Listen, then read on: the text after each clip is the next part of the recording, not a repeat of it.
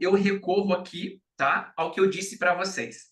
Sempre que eu vou falar para psicanalistas, em especial para psicanalistas que ainda têm uma dificuldade em compreender os fundamentos e as razões pelas quais a psicanálise deve dialogar com a neurociência, eu recorro ao próprio Freud, lá no seu divã, em 1920, escrevendo uma coisa muito importante que hoje é a fundamentação desse trabalho e todo o trabalho que o Dr. Mark Solomons constrói. O Freud vai dizer no seu texto, para além do princípio do prazer, uma coisa muito importante que eu faço questão de ler aqui. Abre aspas, palavras do próprio Freud. Deve ficar bastante claro que a incerteza de nossa especulação foi grandemente aumentada pela necessidade de recorrer à ciência da biologia. A biologia é verdadeiramente uma terra de possibilidades ilimitadas. O Freud afirma: podemos esperar que ela nos forneça as informações mais surpreendentes e não podemos adivinhar quais respostas ela nos trará em algumas dezenas de anos. Elas podem ser de um tipo que derrubará toda a nossa estrutura artificial de hipóteses. Fecha aspas. Então, o Freud, em 1920, estava dizendo que seria uma necessidade, não é uma escolha, não é um gostaria, não é um poderia. O Freud está falando a psicanálise tem uma necessidade perante a grande quantidade de dúvidas e incerteza que nós tivemos das nossas teorias, dos nossos métodos de pesquisas clínicas. Então, nós temos uma necessidade de recorrer à ciência da biologia, ou seja, a ideia da biologia para trazer fundamentação para os nossos conceitos, para aquilo que nós percebemos na pesquisa clínica. Precisamos de evidência para fundamentar. Quando eu, Freud, falo de repressão, quando eu, Freud, falo de mecanismo de defesa, eu preciso agora, tenho uma necessidade de recorrer à neurociência, de recorrer ao que ele chamava de biologia, para fundamentar o que eu chamo de repressão, para fundamentar o adoecimento do paciente na clínica, para fundamentar a prática, a condução que eu estou fazendo do meu método. E aí ele diz que a biologia é uma terra, né, de possibilidades ilimitadas. E ele vai dizer que as respostas, ou seja, a partir do momento que nós pudermos contar com a biologia para fundamentar as nossas técnicas, as nossas teorias, nós poderemos encontrar muitas hipóteses, muitas respostas, fundamentações para as nossas técnicas que vão derrubar, ou seja, que desconstruirá, que questionará a estrutura que nós temos feito de tratamento psicanalítico, a estrutura que nós temos conduzido os nossos pacientes. Poderá acontecer. O interessante do Freud é que ele não teme isso. O Freud não corre disso. O Freud reconhece que isso precisará acontecer. O Freud percebe essa necessidade em 1920. E a pergunta que eu sempre faço para os psicanalistas que se opõem a esse diálogo com a neurociência é: se o próprio Freud, que criou esse método de tratamento, reconhece essa necessidade, pede e espera por esse conceito, esse diálogo, essa intersecção com outros campos do conhecimento, por que que nós, enquanto psicanalistas, posteriores ao pai que criou essa abordagem, queremos nos ater, queremos rebater esse diálogo? Se o próprio Freud, que criou a teoria, já percebia essa necessidade. Então, não acho que cabe a nós fazermos essa decisão. Não acho que cabe a nós lutarmos contra esse diálogo. Cabe a nós reconhecermos que determinadas teorias, determinados estudos científicos trazem evidência para os nossos métodos. E com isso, como o próprio Freud disse, pode desconstruir, pode abalar um pouquinho aquilo que nós temos como técnica, aquilo que nós temos como prática em psicanálise. Então, recebendo e consolidando com vocês essa autorização e esse reconhecimento do próprio Freud, nós podemos, então, adentrar no que a neurociência tem trago para nós a partir dos estudos neuropsicanalíticos do que é, tá? De quais são as fundamentações, os estudos, os dados empíricos que nós temos coletados sobre as técnicas e os conceitos da psicanálise. Para isso, vamos retornar ao nosso querido Charles Darwin, que vai, né, trazer a ideia da teoria da evolução. E o Darwin faz algo magnífico quando ele começa a olhar a ideia da seleção natural. O Darwin começa, então, a perceber que nós descendemos, então, de uma espécie anterior a nós, uma espécie de mamífero e nós passamos por um processo evolutivo que nos torna quem nós somos hoje. Nós poderíamos fundamentar a teoria do Darwin lá atrás, agora. A geração anterior à minha mãe, a geração anterior à minha avó, nem nos comportamentos, nem nas ações, nem nos sentimentos e nem mesmo, por assim dizer, nos adoecimentos mentais, são idênticas às demandas que a minha geração, que o meu filho tem atualmente. Ou seja, nós temos uma evolução, um cérebro que se adapta diferente em diferentes contextos, em diferentes realidades. E aí, o Darwin, quando ele trouxe a teoria da evolução, ele sequer entendia a ideia de genética. O Darwin sequer entendia a ideia de epigenética, que o ambiente modifica a genética, o DNA. Mas tudo aquilo que veio pós o Darwin, as teorias, os estudiosos que olharam para a teoria da evolução e trouxeram contribuições atuais para essa teoria da evolução, nenhum desses teóricos desconstruiu, ou seja, destruiu as bases que sustenta a teoria darwiniana da evolução. Ou seja, eles apenas refinaram, eles acertaram alguns pontos, trouxeram dados genéticos, epigenéticos, ambientais, que corroboram, que refinam e aprofundam a teoria do Darwin. Mas, inevitavelmente, teve muitos avanços que aconteceram com esses teóricos, com esses estudiosos, com a contribuição desses campos atuais, que o Darwin não conseguiu fazer no seu tempo de pesquisa. Mas, de novo, todas as vezes que esses estudiosos buscavam dados, faziam testes, pesquisas para comprovar, para questionar, por assim dizer, a teoria da evolução, isso não desconstruiu a teoria da evolução, só fundamentou ela, só trouxe, de certa forma, uma assertividade, uma base empírica, uma ideia de passar pelo crivo daquilo que é falsificável, trouxe uma hipótese de você prever que um bebê nasce em determinado estágio, conforme ele vai desenvolvendo, esse estágio vai levar ele para um momento adulto, um momento no ápice do desenvolvimento cognitivo, no momento no ápice do desenvolvimento fisiológico e assim sucessivamente. Da mesma forma, o que a neurociência propõe hoje para a psicanálise é isso. O que a neurobiologia propõe hoje para a psicanálise é isso. Não é desconstruir a psicanálise, aquilo que o Freud criou há mais de um século, como também, quando olharam para a teoria da evolução, não foi desconstruir a teoria da evolução, mas foi para trazer refinamento, como um amigo meu gosta de dizer, uma sofisticação para essa teoria da evolução. Da mesma forma, um psicanalista que se atém, que domina os conhecimentos da neurociência, traz uma sofisticação para o seu manejo terapêutico em psicanálise. Ele traz um conhecimento, ele agrega ferramentas empíricas, dados reais para aquela prática, para aquela técnica, para aquela abordagem. Então, hoje, a neurociência traz exatamente isso. Ela possibilita a oportunidade de nós termos base para aquilo que nós chamamos de id. A ideia de nós termos base empírica, fundamento material, dados reais, para aquilo que nós chamamos de repressão, para aquilo que nós chamamos de mecanismo de defesa, para aquilo que nós chamamos de id. É isso que a neurociência está trazendo hoje. Inevitavelmente, como o próprio Freud previu, isso abala um pouco as nossas técnicas, abala um pouco o nosso conhecimento. Mas parem para olhar a psicanálise brasileira. Parem para olhar as grandes referências da psicanálise na atualidade. Grandes nomes que já falam da psicanálise há 30, 40 anos, mas que, de certa forma, se detêm, não querem sair desse campo, desse holofote que a psicanálise trouxe até agora, para entrar dentro de uma sala de aula e reaprender o que a neurociência hoje está dizendo sobre a psicanálise.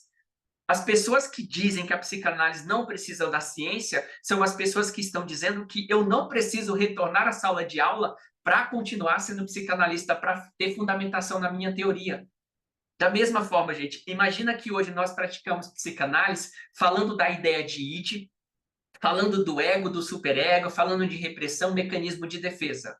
Muda alguma coisa você falar de mecanismo de defesa, muda alguma coisa você falar do id, mas agora tendo um dado científico que comprova que o id não é uma teoria, muda alguma coisa você falar do ego, falar de mecanismos de defesa, tendo uma fundamentação científica do porquê você está falando de mecanismo de defesa, do porquê você está falando de repressão, isso agrega valor à prática de vocês, isso agrega valor à teoria de vocês, isso agrega valor à própria psicanálise.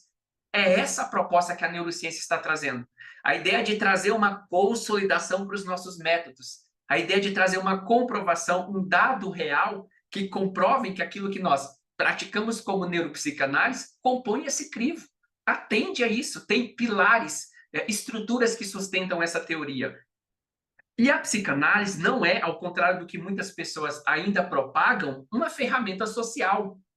Talvez ela seja, mas não tão somente uma ferramenta social. A psicanálise não é apenas uma ferramenta de avaliação cultural. A psicanálise não é apenas uma ferramenta da própria filosofia que vai avaliar o comportamento psicológico juntamente com o comportamento social.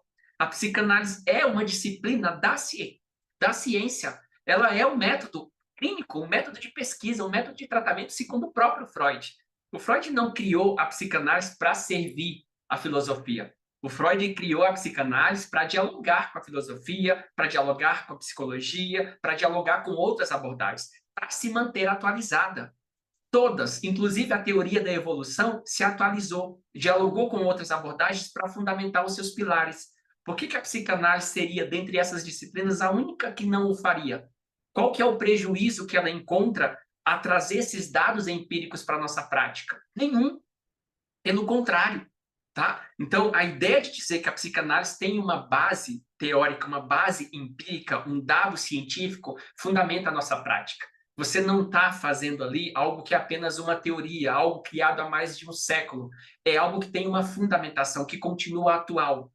Nenhuma, absolutamente nenhuma disciplina dentro desse campo terapêutico, ainda mais a ideia dos cognitivistas, tem fundamentação para tratar, por exemplo, um borderline, um bipolar, como a psicanálise tem. Porque a psicanálise, através do vínculo terapêutico, ela não está apenas, tá, tampouco, fazendo uma técnica, aplicando um conceito. Ela está estabelecendo um vínculo terapêutico que hoje a neurociência comprova que é uma das ferramentas mais eficazes para fundamentar o tratamento. 40% do tratamento, da melhora do paciente, vai se dar se o vínculo terapêutico for de qualidade. Se eu não tenho vínculo terapêutico de qualidade, eu posso ter a melhor formação, eu posso ter o melhor dado empírico de técnica, de ferramenta. Se eu não tiver vínculo terapêutico constituído, isso ameaça todo o processo. De novo, isso é uma fundamentação do porquê a ideia de transferência e contra-transferência é tão fundamental para a psicanálise. Por que ele é tão importante? Hoje não é só porque o Freud disse que é importante, não é só porque a literatura psicanalítica diz que é importante. É importante porque também isso é um dado empírico, isso é um dado real, não é um achismo. Tá? Isso é a contribuição. Essa é a proposta que a neurociência está fazendo para a psicanálise. Então, retornando à ideia de construir os nossos pilares, de atender o clivo do porquê que a psicanálise é uma teoria baseada em evidências, vamos partir para o primeiro pilar. Vamos partir para o pilar de que nós estamos trabalhando com um dado real, de que nós não estamos trabalhando com uma teoria de achismo com o senso comum, de que nós estamos trabalhando com algo que é real, com algo que fundamenta a nossa prática. O primeiro dado que nós temos, e que nós comprovamos isso através de um estadunidense, um neurocientista chamado Dr. Jaak Panksepp, que se frustra muito com os tratamentos para a saúde mental dentro de uma ala psiquiátrica que visavam medicar os pacientes para que eles parassem de ter surtos psicóticos, e ele diz, não, se esses pacientes apresentam surtos psicóticos, se esses pacientes estão tendo essas convulsões, se esses pacientes estão tendo essas impulsividades, existe uma representação, existe uma causa, existe um significado nesse comportamento. E é isso que frustra, então, o Dr. Jaak Panksepp, que sai dessa ala psiquiátrica com o objetivo de apenas medicar, e ele vai, então, se interessar por escutar e saber o que há por trás de determinados comportamentos, de determinados sentimentos. Isso faz ele, então, fundamentar uma das premissas mais importantes para a prática psicanalítica, que é a ideia de que nós, seres humanos, um bebê em especial, um bebê mamífero, ele não nasce em branco, ele não é uma tela em branco. Ele já nasce com necessidades emocionais, ele já nasce com necessidades homeostáticas, ele já nasce com necessidades sensoriais. E o que eu quero dizer com isso? O Jaak Panksepp, fazendo uma pesquisa inicialmente com animais e depois ele amplia isso para também seres humanos, ele vai descobrir que uma das primeiras estruturas a se desenvolver num feto, num mamífero, num bebê, é o que nós chamamos de tronco cerebral. Não é o neocórtex, não é a cognição, não é a ideia cognitivista, não é a razão. A primeira coisa que se desenvolve no cérebro de um mamífero são as estruturas que sustentam o que nós chamamos de consciência afetiva, que basicamente é a capacidade de sentir. Todo mamífero nasce com capacidade para sentir. São as primeiras capacidades a se desenvolver, as primeiras estruturas que tem desenvolvida dentro do cérebro de um feto. Por que isso? Ele está dizendo que esses mamíferos, não apenas os mamíferos, mas nós ampliamos isso também para os répteis, pássaros, mas em especial os mamíferos, nascem com necessidades inatas. O que são essas necessidades inatas? Basicamente, nós nascemos com o que o Freud já chamava de pulsão. Lembram do conceito que o Freud vai dizer de pulsão, pulsão de vida, pulsão de morte, etc.? As comprovações que o Punxsutaw faz, e ele ainda nem conhecia a teoria das pulsões do Freud, depois que o Mark Solms estabelece o contato com ele, o Jack Punxsutaw vai, então, compreender que existe no cérebro de todos os mamíferos o que ele chama de afetos, necessidades emocionais. Como que ele descobre isso? Ele pega o cérebro de um mamífero, inicialmente de um camundongo, de um roedor, de um gato, de um cachorro, coloca um eletrodo no cérebro, numa região específica desse cérebro, faz uma pequena estimulação elétrica, e quando ele faz uma pequena estimulação elétrica, basicamente o animal tem um determinado comportamento. Esse comportamento vai desencadear outros 6 comportamentos. Ou seja, no cérebro de todos os mamíferos existem 7 circuitos, 7 estruturas emocionais que desencadeiam atitudes, que desencadeiam comportamentos. Um exemplo básico disso é o bebê. Quando o bebê nasce, assim como quando o filhotinho de cachorro nasce, quando o filhotinho de gato nasce, nem no gato, nem no cachorro e nem no bebê que ainda está em pleno nascimento, existe o neocórtex, existe a capacidade cognitiva.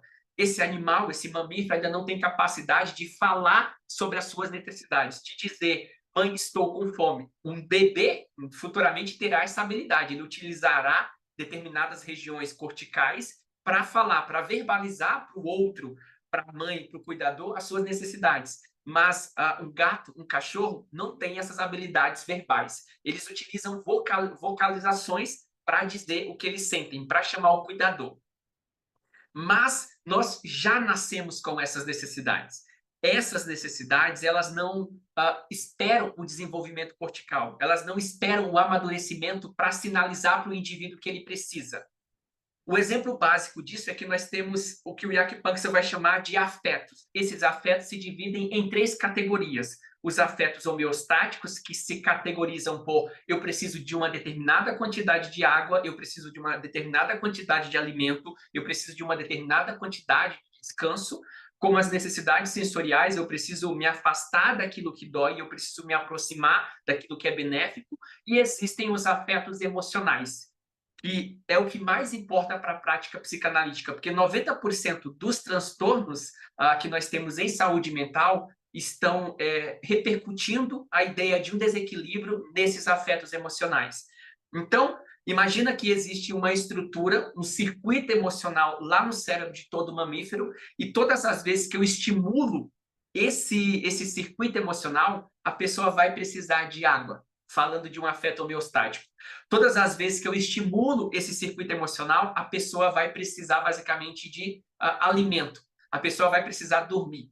Falando de afetos emocionais, todas as vezes que o Punxsutaw estimulava um circuito emocional lá no cachorrinho, ele tinha um comportamento de atacar, o que ele chamou de rage, raiva. Ele atacava qualquer coisa que vinha à frente sem nenhum motivo.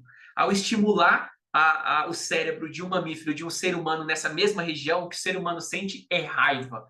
Um outro ponto que ele estimula, o ser humano sente medo, assim como qualquer animal sente medo. Então, determinadas regiões cerebrais aonde eu estimulo e essas regiões vão desencadear determinados comportamentos. Isso não é uma teoria. Qualquer animal vertebrado apresenta pelo menos 4 desses circuitos, pelo menos 4 desses afetos emocionais.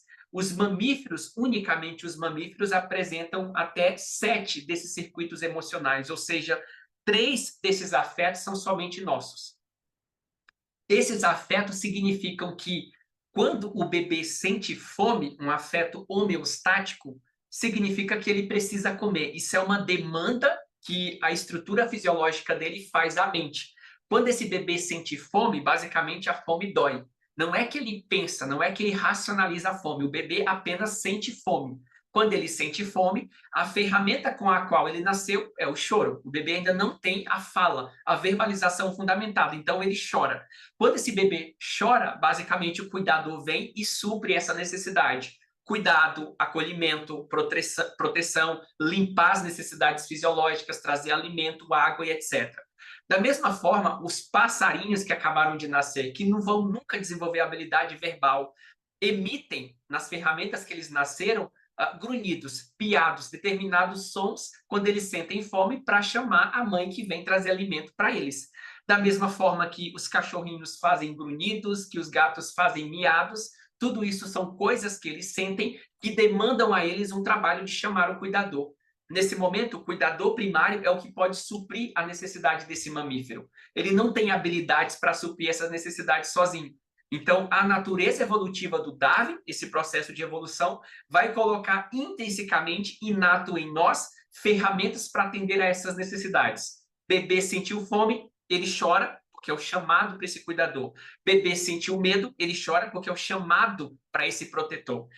O bebê não sentiria isso, ele não sentiria fome, ele não sentiria medo se a falta de nutriente ou se uma ameaça, um predador, não ameaçasse a sua sobrevivência. Então, ele só sente aquilo que é uma necessidade para ele. Ele só sente aquilo que ameaça a sobrevivência dele. Nesse ponto de partida, nós estamos dizendo que a capacidade de sentir, ela está presente em todos os animais, não o acaso. Porque o sentir, nós já nascemos com esse afeto, são o que o Freud chamava de pulsão. Pulsão, basicamente, é a ideia de ir em busca de alguma coisa. Eu preciso ir em busca de um alimento, o bebê precisa ir em busca de um cuidador, o cachorrinho precisa ir em busca de alimento, o bebê precisa ir em busca de alguém que o limpe, de alguém que o proteja, de alguém que cuide dele. Isso são necessidades intrínsecas. Essa necessidade, ou seja, aquilo que sinaliza tanto para o bebê, como para o cachorrinho, como para os seus pacientes, que ele tem uma necessidade que ele precisa atender, é basicamente o que o Freud chamava de id. O id corresponde a esses circuitos emocionais que o Jack Panksepp encontrou em todos os mamíferos e algum deles em todos os vertebrados, ou seja, todos os vertebrados, em especial todos os mamíferos, nascem com essas necessidades emocionais. Quando Freud afirma em um determinado momento que o bebê nasce puro id, significa que o bebê terá que desenvolver o ego. Então, se o bebê nasce puro id, ele é pura necessidade, significa que quando o bebê sente fome, ele quer o alimento, mas ele quer agora. Que quando o bebê quer a mãe, ele quer, mas ele quer agora, então ele continua chorando. Que quando um bebê está com sono, ele chora até que ele consiga dormir. Que quando um bebê quer fazer suas necessidades fisiológicas, ele faz da onde ele está. Não há um superego, não há um ego que trabalhe essa habilidade. Ele simplesmente faz as necessidades dele e ele simplesmente quer ser atendido no momento que ele sente. Isso é o papel desse cuidador. Não acaso essa natureza evolutiva vai colocar esses mesmos circuitos na mãe, vai colocar esses mesmos circuitos nos cuidadores desse bebê, nos cuidadores desse filhote. E, em especial, a natureza vai sensibilizar determinados circuitos nessa mãe para que ela consiga atender às necessidades desse bebê de uma forma mais eficaz. O que eu estou dizendo é que tanto o bebê que nasce com esse id, como a mãe também nasce com esse id.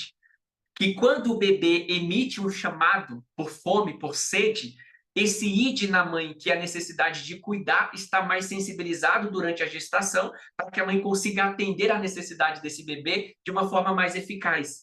Então, o dado real, ou seja, os dados reais com os quais a psicanálise trabalha, não é uma teoria. O id deixa de ser uma teoria, porque esses circuitos emocionais estão no cérebro de todos os mamíferos. Olá, pessoal, tudo bem? Passando aqui para trazer uma novidade para vocês. Bom, a maior parte das pessoas que acompanham aqui o nosso canal, o canal da ABEM, Associação Brasileira de Estudos em Neuropsicanálise, sabe que nós lançamos um dos primeiros cursos de formação em neuropsicanálise aqui no Brasil. Esse curso, a estrutura, o material que nós abordamos e ensinamos nesse curso, nós compartilhamos com o Dr. Mark Somos, que é o cara que cunhou o termo neuropsicanálise e é o tradutor oficial das obras do Freud, do alemão para o inglês. Então, nós compartilhamos a estrutura, o material, a metodologia desse curso com o Mark Somos. Ele avaliou o material e comprovou que se trata de fato de neuropsicanálise, ou seja, nas palavras dele, esse é um dos muitos bons trabalhos sobre neuropsicanálise ao redor do mundo. Tanto que nós temos o PDF comprovando, então, essa validação dele acerca do nosso material chamado Neuropsicanálise na Prática Clínica. Então, a partir dessa validação do nosso ensinamento do material, a qualidade do que nós ensinamos sobre neuropsicanálise, nós iniciamos um percurso de formação de 1 ano, ou seja, 1 ano estudando neuropsicanálise. Tivemos 6 meses estudando neurociência afetiva, que é a base do diálogo da neuropsicanálise. Depois passamos os outros 6 meses estudando neuropsicanálise na prática clínica, ou seja, pegando todo esse conhecimento, revisitando todas as teorias, todos os conceitos da psicanálise à luz da neurociência afetiva e mais, como colocar todo esse conhecimento na prática clínica. O que nós fizemos também foi trazer caso clínico para os alunos verificar como que nós aplicamos esse olhar neuropsicanalítico e tem um pouco de diferença do olhar clássico da psicanálise. E a minha proposta hoje nesse vídeo para você é, agora que nós terminamos esse percurso de 1 ano de aulas ao vivo em neuropsicanálise, esse curso está com um super desconto, ou seja, você vai ter um super desconto em cima desse curso que agora está totalmente gravado. Ao fazer esse curso da modalidade gravado, você define a quantidade de tempo que você vai levar para terminar esse estudo. Concluindo esse curso, você receberá uma certificação com reconhecimento internacional e uma validação de especialista em neuropsicanálise pela ABEM, Associação Brasileira de Estudos em Neuropsicanálise. E, além disso, você também receberá 1 ano de membro associado à ABEM, Associação Brasileira de Estudos em Neuropsicanálise. Ou seja, você vai receber um material de um curso que nós estudamos por 1 ano, de neuropsicanálise, que foi avaliado e comprovado como neuropsicanálise pelo próprio Mark Somos. Dentro desse curso, você encontrará artigos científicos para cada uma das aulas que nós abordamos, aulas que duram em torno de 2 horas a 2 horas e meia. Também terá acesso a slide que nós utilizamos em cada aula para que você possa revisitar o conceito que nós explicamos e as referências que fundamentam o conteúdo que nós temos ensinado sobre neuropsicanálise. Todas as aulas apresentadas nesse curso são ministradas por mim e eu faço questão de detalhar, trazer uma explicação que seja compreensível para você. Se você acompanha esse canal, você sabe que esse é um dos meus valores. Eu preciso trazer um conteúdo que não apenas eu demonstre para vocês que eu domino esse conteúdo, mas que, acima de tudo, eu consiga transmitir o conhecimento, o conteúdo que eu estou verbalizando e apresentando ali. Isso é um princípio que eu apliquei em todas as aulas que nós temos nesse curso, totalizando 24 aulas, além dos PDFs, dos artigos científicos e dos slides que vocês terão acesso. Então, essa promoção que nós estamos fazendo é por tempo limitado. Se você se interessa, se quer aproveitar essa oportunidade, entre em contato através do WhatsApp que nós vamos deixar aqui na descrição da bio, e aí você pode acessar essa promoção por tempo limitado, tá bom? Se você é um psicanalista, um terapeuta e deseja conhecer, então, como aplicar esse termo que tantas pessoas têm utilizado sobre neuropsicanálise, você vai poder fazer isso fazendo essa formação. E, além disso, se você tem dúvida da qualidade do nosso material, te convido a revisitar alguns vídeos que nós temos aqui abordando esse tema.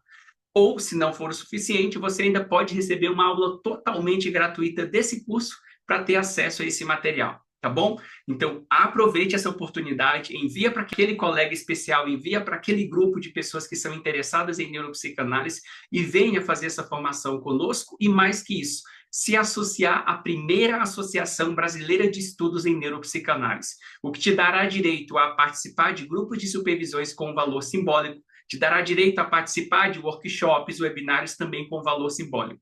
Sendo membro associado da ABEM, você também será recomendado para pacientes que se interessem por um profissional que atue com abordagem neuropsicanalítica. Ou seja, são muitas oportunidades, muitos benefícios que você tem por tempo limitado ao realizar essa formação em neuropsicanálise. Acesse o contato aqui na bio, na descrição desse vídeo e venha fazer parte desse universo conosco. Se você já é meu aluno, se você já acompanha o vídeo aqui, escreve aqui embaixo qual foi a tua experiência ao estudar neuropsicanálise. Se você ainda não fez o nosso curso, mas já acompanha o meu trabalho, o meu vídeo, também comenta aqui se tem qualidade o que eu tenho ensinado. Se eu ensino conteúdo que eu consigo de fato transmitir aquilo que eu estou tentando ensinar, ou se apenas eu estou utilizando palavras rebuscadas aqui sem atingir o objetivo principal, tá bom? Abraço para você, beijo no coração e até o nosso próximo vídeo.